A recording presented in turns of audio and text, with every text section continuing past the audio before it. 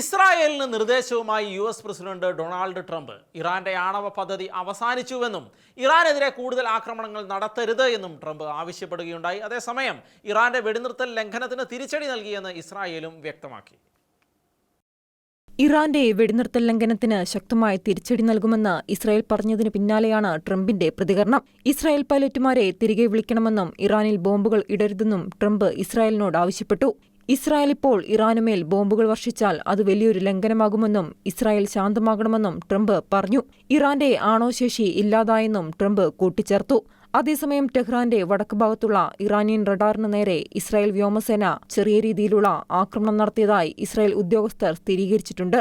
ഇന്ന് രാവിലെ വെടിനിർത്തൽ ആരംഭിച്ചതിനു ശേഷം ഇറാൻ ഇസ്രായേലിലേക്ക് 2 ബാലിസ്റ്റിക് മിസൈലുകൾ വിക്ഷേപിച്ചതിന് മറുപടിയായാണ് ഈ ആക്രമണം. ഇറാന്റെ ആണവ ശൃംഖലയ്ക്കുണ്ടായ നാശനഷ്ടങ്ങൾ വിലയിരുത്തി വരികയാണെന്നും അത് പുനഃസ്ഥാപിക്കുന്നതിനുള്ള ക്രമീകരണങ്ങൾ ചെയ്തുവരികയാണെന്നും ഇറാന്റെ ആണവ മേധാവി മുഹമ്മദ് ഇസ്ലാമി പറഞ്ഞിരുന്നു. ആണവായുധങ്ങളിൽ നിന്നും ബാലിസ്റ്റിക് മിസൈലുകളിൽ നിന്നുമുള്ള അസ്തിത്വ ഭീഷണി നീക്കം ചെയ്യുന്നതുൾപ്പെടെ എല്ലാ ലക്ഷ്യങ്ങളും നേടിയ ശേഷമാണ് ഇറാനെതിരായ പോരാട്ടത്തിൽ ഇസ്രായേൽ വെടിനിർത്തലിന് സമ്മതിച്ചതെന്നാണ് പ്രധാനമന്ത്രി ബെഞ്ചമിൻ നെതന്യാഹു പറഞ്ഞത്. ഇറാൻ വെടിനിർത്തൽ ലംഘിക്കുകയാണെങ്കിൽ ശക്തമായി തിരിച്ചടിക്കുമെന്ന് നെതന്യാഹു മുന്നറിയിപ്പ് നൽകി. ഇറാന്റെ വെടിനിർത്തൽ ലംഘനത്തിനെതിരെ ടെഹ്റാനിലെ ലക്ഷ്യങ്ങൾ ആക്രമിച്ചുകൊണ്ട് പ്രതികരിക്കാൻ സൈന്യത്തിന് നിർദ്ദേശം നൽകിയതായി പ്രതിരോധ മന്ത്രി ഇസ്രായേൽ കാറ്റ്സ് നേരത്തെ പറഞ്ഞിരുന്നു.